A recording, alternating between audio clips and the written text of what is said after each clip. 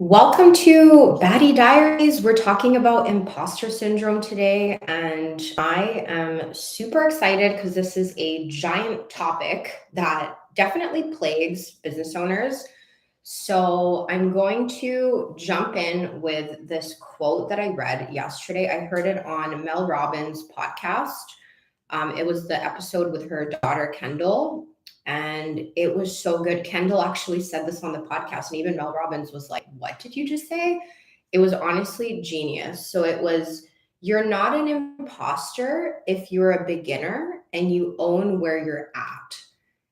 That actually honestly blew my mind, because that's really the challenge here. And so the whole point of this live is I want to tell you about. So I went to LA a few weeks ago, just for like a fun trip to see a friend. I ended up seeing two clients. It was like the best weekend of my life. But there was one moment in LA where unexpectedly, I was literally on vacation. Unexpectedly, I had a massive moment of imposter syndrome. And now that I think about it, it was actually because I didn't feel like I could fully own the stage that I was at. Okay, so let's break this down. All right. So I went to LA and I ended up meeting up. So I was visiting my girlfriend there, and one of my acquaintances from LinkedIn, because I posted on LinkedIn saying I was going to LA, and he reached out and he's like, "Hey, like we should meet up." And I was like, "Absolutely, totally."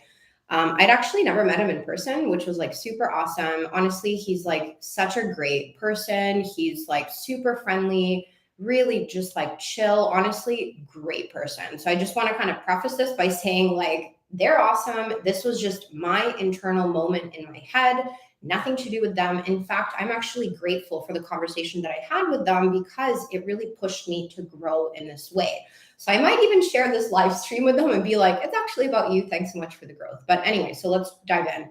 So this person is someone who is an acquaintance. And so we met on LinkedIn like years ago. They used to live in Vancouver where I live, and then they moved to LA anyway. So now they're there.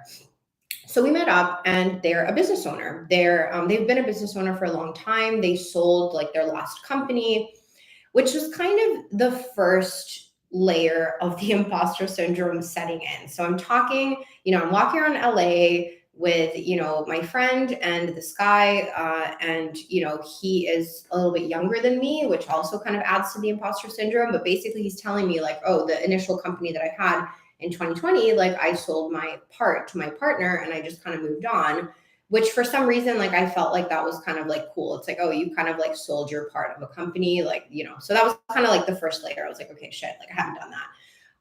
And then we started talking about our businesses, and turns out that they had just started a new business and they were doing kind of like this high ticket done for you service. And they had a few clients through the door, and it was just like this. It sounded like it was just like going really well, and they had it like figured out. It was still in the early stages, like only like a few months in. But I felt like the way that they were talking about their business, it was just very like clear, and it just sounded like they had everything together. And so, because I was kind of in this LA setting, like on vacation, and I had also kind of gone to LA to kind of just like think about some of the changes I wanted to make in my business, like kind of wanted to like change some offers. And I wasn't really thinking in like business mode, right? And so when I started talking about uh my business, I kind of didn't really, I didn't catch myself, like not catch myself, but I just like wasn't in my element. And so I started talking about my business in a very mechanical way. And, respect to them, because they started kind of like not like poking holes, but just asking questions, right? And so because they're such a nice person and they wanted to help me, they were kind of saying like, oh, like, you need to sell like the benefit and like not the features and like the value of your services, like kind of like all these things that I know. But sometimes when you just don't find your footing and you just kind of end up like saying something that you don't really want to say, and you're not really as focused because you're kind of caught off guard. So I started talking about my business in a way that like wasn't very clear. And it kind of almost, I think it caught me off guard that this conversation was kind of like so intensely related around business. And maybe I was like a little bit intimidated for some like reason. I don't know why. Actually, I know exactly why, because I feel like the stage that I was at was not clear. So again, coming back to that quote, you're not an imposter if you're a beginner, if you own it, where if you own where you are, right? So I felt like because my whole entrepreneurial story is so complicated, it's like I quit corporate in 2020. I like went to like I tested all these different product ideas. And I did entrepreneurship for 19 months, and then I went back to corporate. But then when I went back into like business last year in September, I started a brand new business. And so it's kind of a little bit confusing for me sometimes because I don't understand what people's perception is around like where I'm at. And I feel like some people think I'm like way further along, and then when I have the conversation, it kind of reveals that, like, hey, like, this is kind of actually what's going on. Not that I'm trying to like make it look a certain way on social media. It's just like, that's just social media. Like, you don't see all of it, right? And so I think I just started to feel a little bit of imposter because I was like, I'm actually not like, I don't have things that figured out because I pivoted my business in March from done for you service to coaching services, and I got on Instagram. And so things just kind of like changed for me. So I'm still kind of like adjusting my offers and just dealing with the pivot. Anyway, and so we had this conversation, and then, they were essentially trying to help me, which I really appreciate. And they were kind of like helping me think about my offers and all that stuff, which I really appreciated. But I think that also kind of like started adding to my imposter syndrome. Anyway, so basically we are, at one point, I think we actually get into a conversation about like whether you should have a one kind of signature service that's like high ticket and you put a few people through it, and it's like a 3 month or 6 month thing, and then you don't have to constantly find new clients. And that's what I was doing in the beginning of my business. But lately I've gone down more the offer suite. Hey, I saw someone joined on the YouTube, but then they left. And so basically I just completely lost my train of thought with that person coming in and out.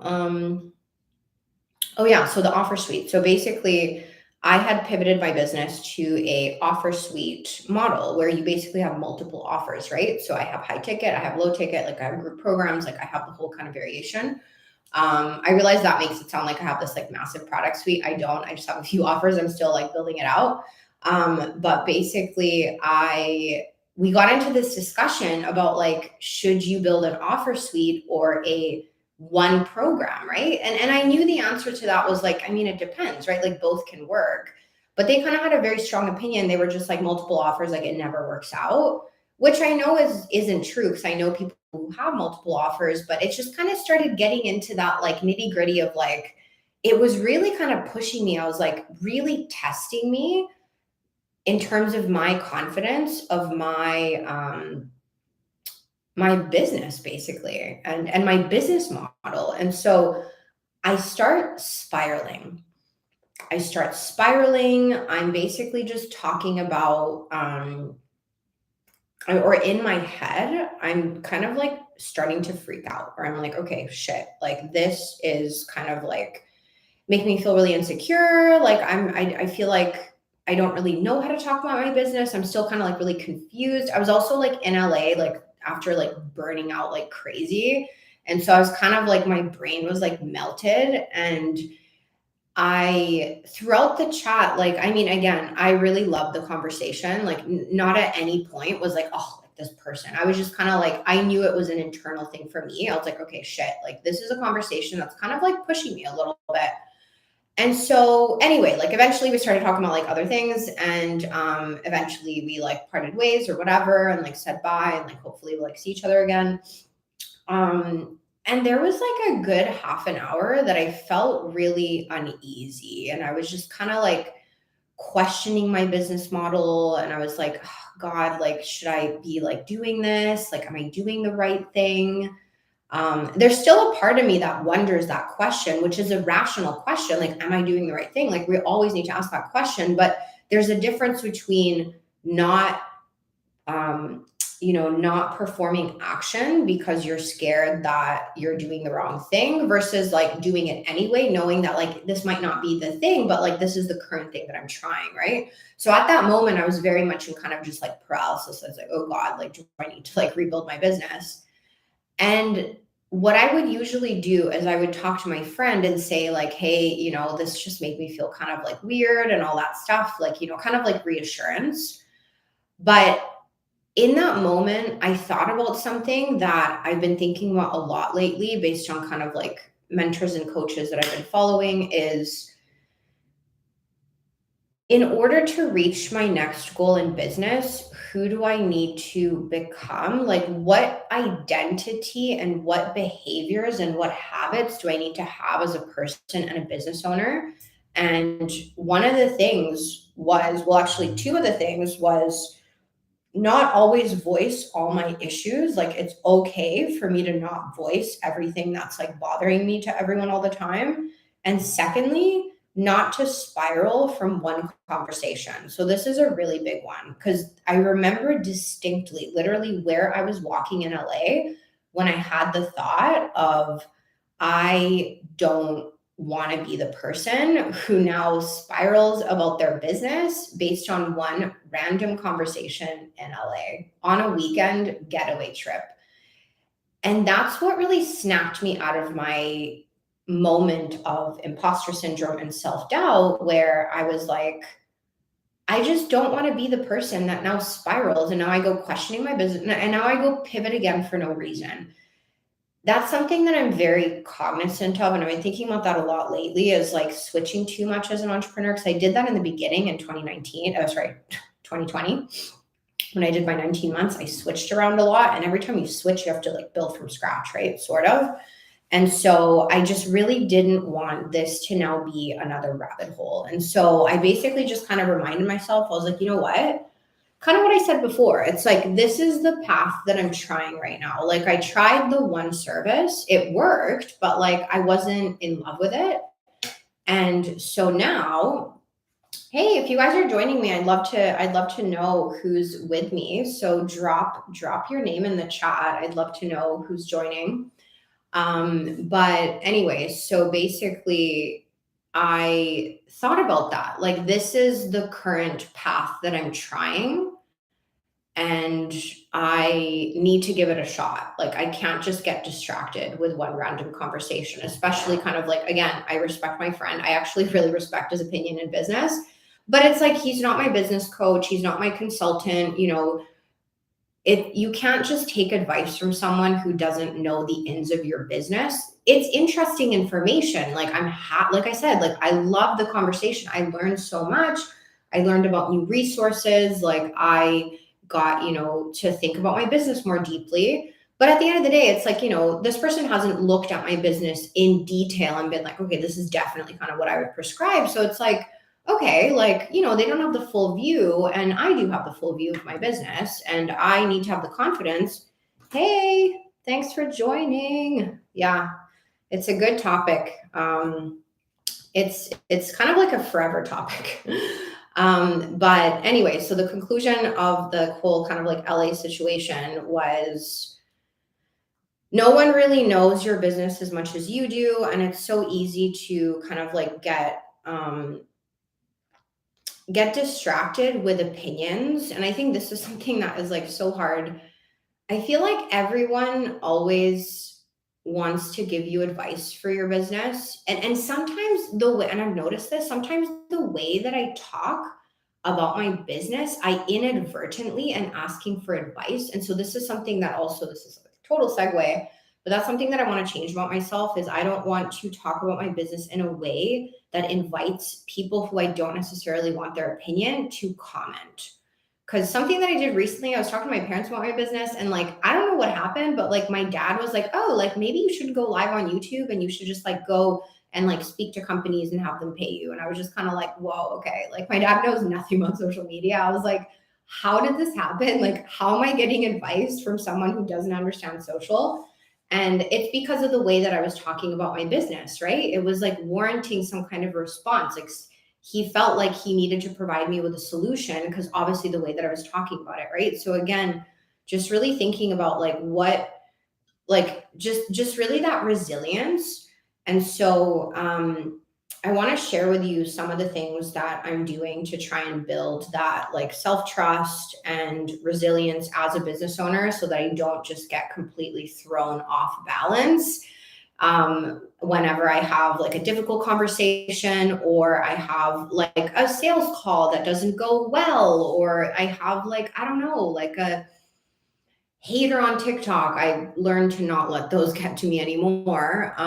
But so basically, the things that I've been doing is, again, really looking at the self awareness of where am I stepping out of the identity. Your internal compass is stronger than the outer world. The best ideas come from within. Yeah. So that's actually kind of an interesting comment, because that kind of now opens up the discussion of like, really, like, do you trust that there's something interesting going on in your head? Which can be a really difficult question, especially kind of like in the early days of your business. And this kind of actually bleeds into like a topic that I've been thinking about a lot, which is like, as a kind of like, let's call it new-ish business owner, like I've been running this business for less than a year. I'm going to call myself like sort of a newish business owner, right? Like first year, still kind of learning a lot. And it's really easy to kind of get tricked into believing that you don't have all the knowledge inside your head, because there's all these other people that are like, oh, like I built a business. I do this. I can help you do this. You're doing this wrong. You need to do it like this. Oh, like you need mentorship in the beginning. It's like there's so much narrative in the online space of like you can't do it on your own. And I totally like, I believe in mentorship. Like I believe in coaching. I've hired coaches, I've hired mentors, I have mentors, like I've hired consultants. Like I totally am not like I need to do everything on my own, but it is kind of a double-edged sword where you start to really kind of wonder. And earlier this year, I actually fell down like a really big rabbit hole of like thinking that I actually can't do this on my own. And it was crazy because I had a conversation with my girlfriend on Friday. We like went to watch the sunset, and she was like, I've never hired a coach. She's like, I only buy courses and I only read books. And she's a multi-six-figure business owner.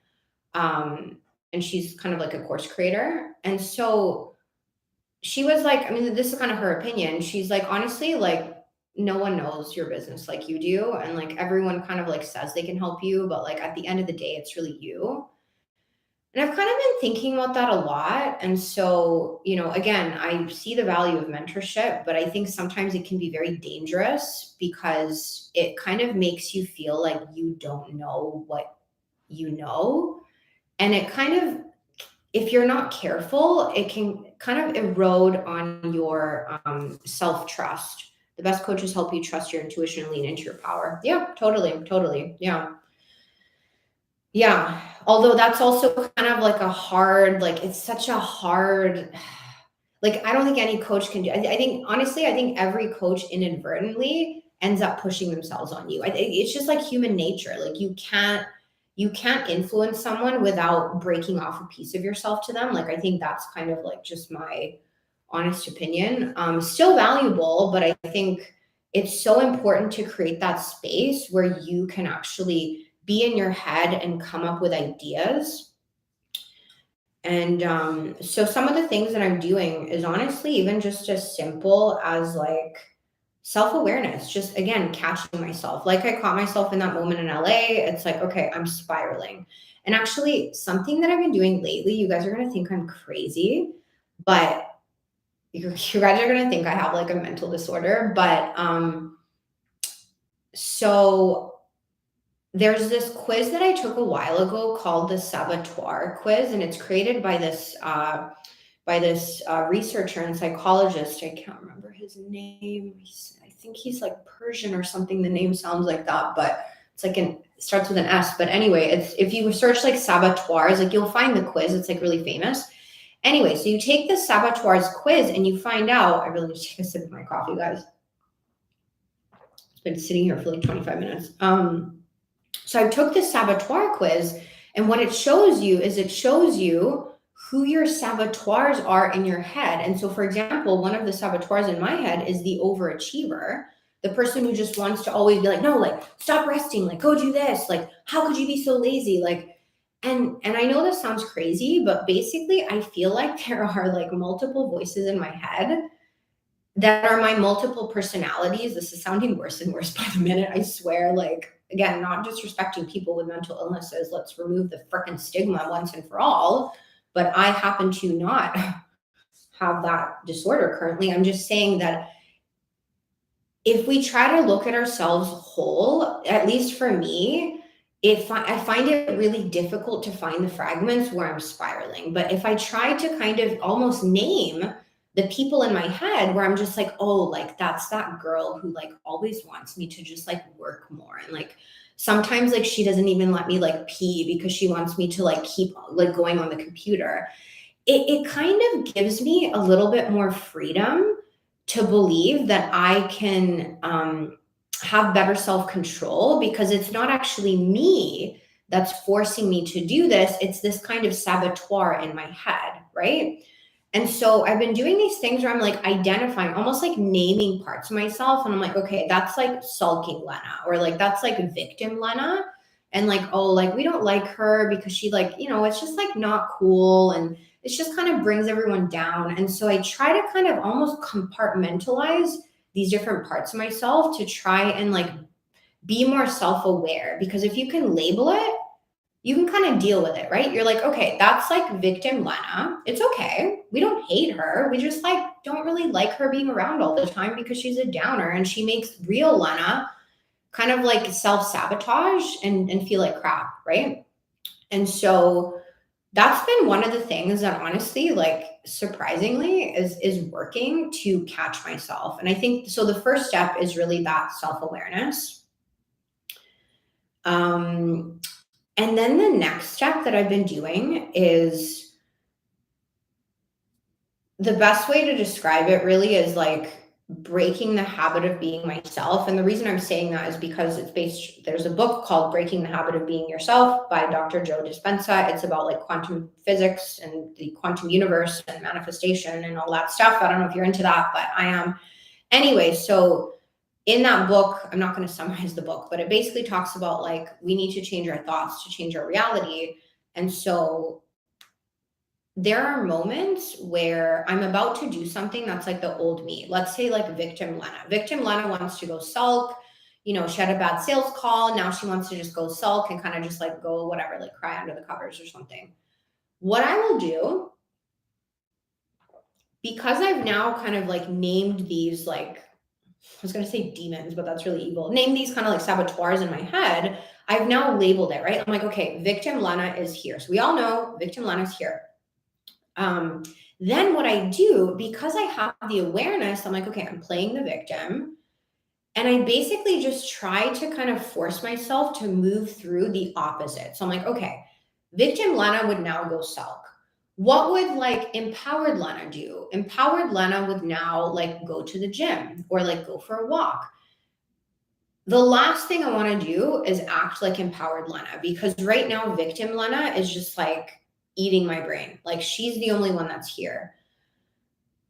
But because of the awareness, I can consciously say, I'm going to do the opposite, even though it really hurts. And it's almost like I can literally feel the resistance in my body. Like my body just wants to go under the covers and cry, but it's literally like, I don't listen to my thoughts anymore. I just move my body and I'm like, okay, get the gym shorts. Like literally I'm getting the gym shorts and I'm like, I hate them.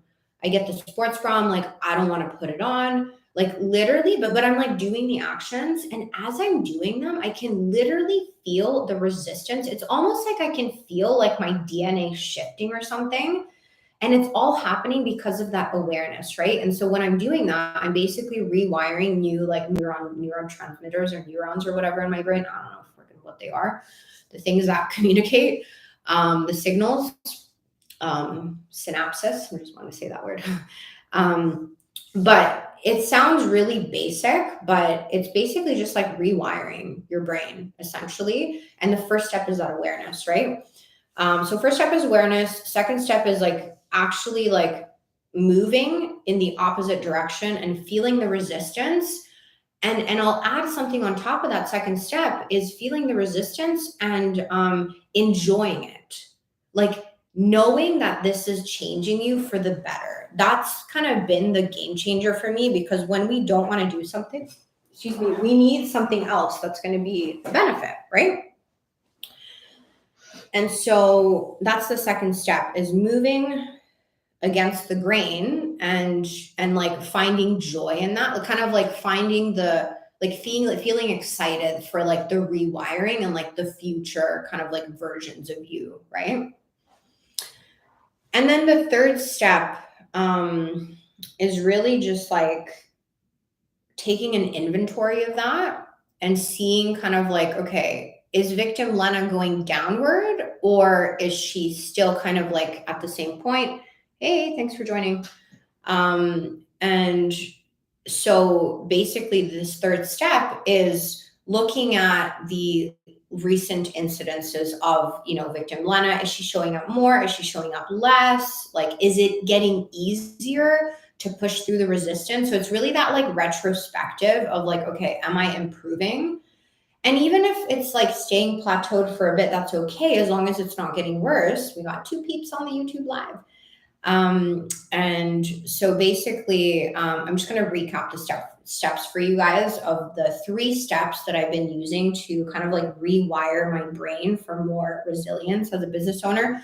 Step 1 is labeling. So labeling the emotion. I personally labeled the personality. So I gave like myself a name, victim Lena. Number 2 is moving with intention and enjoying it and being excited to change this like wiring. And number 3 is looking back on all the situations in which you have, succeeded to move through to your next kind of version of yourself, versus maybe like you're still struggling in certain areas. Because what's going to happen is you're going to find through step 3 that there are certain situations in which you are not yet fully self-aware in those moments. And so you will probably need to build more self-awareness. So if you're finding that like, victim, for example, for me, like victim Lena is still cropping up in certain places. Like, let's say it's usually kind of like, it kind of happened a little bit last night. Like victim Lena came out a bit. And the reason was because I had not really like eaten a lot that day. And then I went to hot yoga, and then I was like on my phone after hot yoga, and I was freaking tired, and I got home and I was just like in a bad mood and kind of like playing the victim. And so now it's like, I know that I'm not able to be as self-aware when I'm exhausted. And so I'm not going to like try to be self-aware in that moment, but I'm going to prevent myself from getting to that moment. So next time, if I'm going to hot yoga and I know it's going to be late, I'll just bring a banana with me, or I'll go to Walmart. So I know this is like really basic stuff, but I don't know about you. I literally needed to like reteach myself this basic stuff. So hopefully this is helpful. So basically the question is, how can I be more self-aware? And so maybe it's about being more self-aware in that moment and finding a way to be more self-aware, again, by catching yourself, or kind of like taking a step back, taking a deep breath. Or it's about not letting yourself get to that state of like no return, where it's like you're so hungry and now like you can't be self-aware because you just don't have the nutrition, right? And so the kind of last point that I want to really tie into that last thing that I said, and it's connected to self-sabotage, and it's actually thinking about your future self. So this is something that I haven't really like done enough in my life, is setting yourself up for success for your future self. So I'll tell you like a really basic example. So I know that like I'm not necessarily talking about business at this point. And the reason that that's the case is because this whole self-trust thing, it doesn't just start in the business, it starts in your life. And so, and it's all across the board, because you can't just improve yourself in your business, you have to really improve yourself across the board. So anyway, as an example, I was trying to go to hot yoga recently, and I knew I was going to be like, I knew I might be late, but it's almost like I didn't care, because in the moment I was like scrolling Instagram. That was just like what I wanted to do. And I was like literally standing by my door scrolling Instagram. I was like, I'm just not ready to leave yet. And then I finally left, and I was kind of like taking my time to get to hot yoga. And I got to hot yoga, and literally it's like, there's 2 minutes before the class starts. And I'm in my car, like slowly locking my car. And then I walk in and it turns at the start of the lesson time. And the girl's like, I can't let you in, like you're late. And in that moment, that's when I realized I was like, I just screwed over my future self because I wanted to scroll in that moment, which was like not important at all. But in that moment, I didn't care about the future me that might be late to yoga, and that might kind of offset my whole day potentially, because I had planned that I want to like work out and I was going to like plan this whole thing. And so what I've been trying to do for myself lately is like take better care of my future self and not set myself up for a disaster. So that could be like canceling a call. It could be like, or like rescheduling a call because you just don't feel like ready or something. Or it could be like, not posting on social media that day because like you are just like broken and you can't really deal with like engagement or something. But it's basically like, or for example, with the situation in LA that happened to me, it's like, you know, not going down a self-sabotage rabbit hole because one person kind of said something that made me question my business, because now that's going to build less self-trust, right? So it's almost like, how can we instill more success in our future self? I don't know if I'm like even making sense. I feel like I'm like repeating myself at this point. But yeah, just like optimizing the situation for our future self. Let me know if this is landing. Just drop like a little emoji. Like I'll even drop the first emoji because I know it's like so hard to it's sometimes hard to be the first. But if this is landing, I'd love to just, let me know, because I want to make sure that hey, you guys are enjoying what I'm talking about. Um so yeah. So that's what I got. I was actually going to tell this like whole other story and lesson from like the show Love Island, but I've been telling myself, this is actually a really good example. I've been telling myself to try to stick to 30 minutes for Baddie Diaries every week, because when I go over, I end up bleeding into my time for prep for like the next meeting and all that stuff. And so again, I'm not taking care of my future self, which is then gonna just set me up for, failure in the future and self-sabotage. And so with that, I'm going to slowly head out. But I will tell you that, I don't know what I was gonna say. I will tell you that, can't remember, a little bit brain dead today, guys. But I think I was just gonna mention probably that I'm starting up the content membership. So this is a LinkedIn content membership. If you are struggling to get consistent with your content, to get clients on LinkedIn, and you don't want to just create like content, like you want to actually create like iconic content. You want to create content that makes your client go like, oh my gosh, like that's exactly who I need. Stop the scroll type of thing, really make a connection, have people actually like DM you saying like that resonated. Can I learn more about working with you? Or just straight up like ready to buy in your inbox. I'm going to be building hey, thanks for joining. I'm building a content membership. It's basically going to be like a monthly subscription. You're going to get content templates. So this is something that like not a lot of other people are doing, because usually they'll give you like content prompts. But I've been co-creating a solution that's around like content templates with my clients. So it's not like a full fill in the blanks. I don't like that. I want you guys to like write in your voice, but it shows you how to structure your post. So what to start with, what the next section should be, how to lead into the call to action. So it really kind of maps out how to actually like do the post.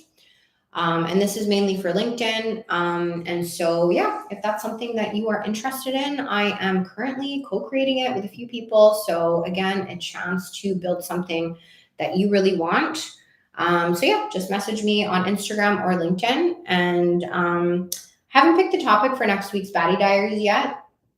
But I will say I might be moving it to be a little later. So I'm not sure that this is like the best time for everyone. But yeah, more on that later. All right. Well, thank you so much for joining me today. I'm so excited to talk about this topic. I hope it was helpful. If something like really resonated, send me a message. Honestly, I love hearing from you guys. It's everything to me. I can't create content without feedback. So if something is, if you like something on this live, please send me a message. I would literally love to hear from you. All right, wishing you a good week. And yeah, imposter syndrome. Again, 3 steps: awareness, self awareness. Where are we self sabotaging essentially and being crippled by the imposter? Number 2 is move through with intention. So do the movement that's opposite to that and enjoy going against the grain and feel your DNA change. This is my pitch basically.